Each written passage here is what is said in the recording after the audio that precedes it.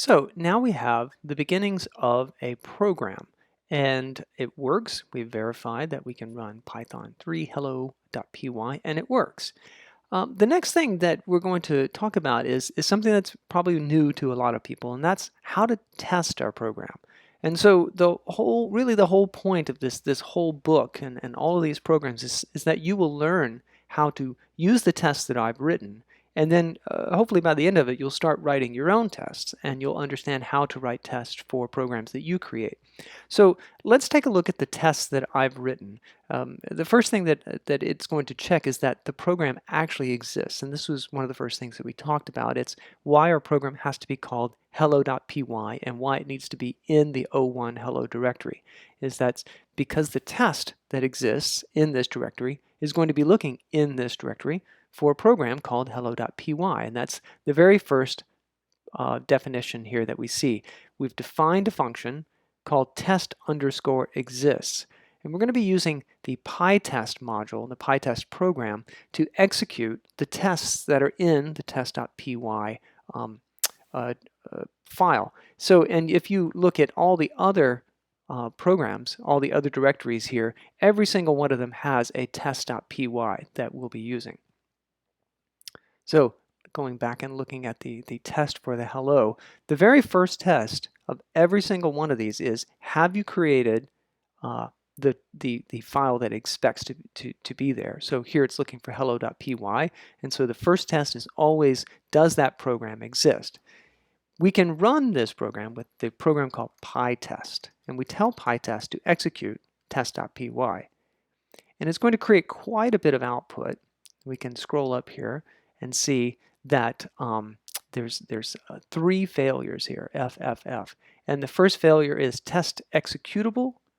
And if we look in the test.py, we see that there's test exists, test runnable, test executable. So it's failing this third test.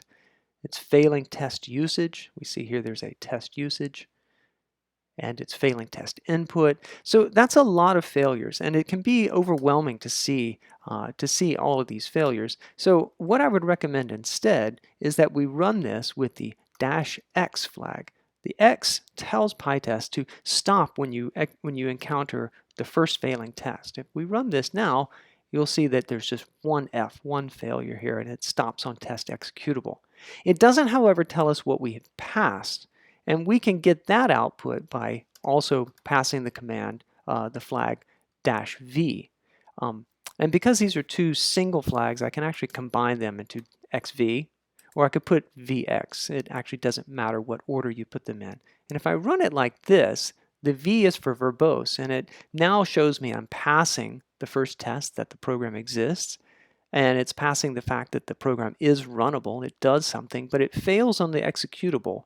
And we're going to talk about what that means in a minute, but the thing that we're trying to figure out right now is how to run a test. So we're just going to be focused on, for a while, on how to run the tests that I've given to you. So we've run PyTest xv on the test.py program. Because this is something you're going to do all the time, and maybe hundreds, maybe thousands of times in the course of writing these programs, I've created a way for you to run that as a shortcut with the command make test. And if I run make test, you'll see that it's actually running pytest xv test.py. This happens because when I type make, it's a program called make, and it's looking for the existence of a file called makefile in this directory. And if we look at the make file, we see that there's something here called test, and that when I say make test, make looks for makefile, and then inside the makefile looks for a target called test, and it sees that, oh, the thing it's supposed to do is to run pytest xv test.py. So I think make test is a lot shorter to type than all that PyTest business, so I've given you make test, and that will run that for you. So that is how to run the tests that I've given you for these programs. Next, we're going to talk about what it means for a program to be executable and how to pass that test.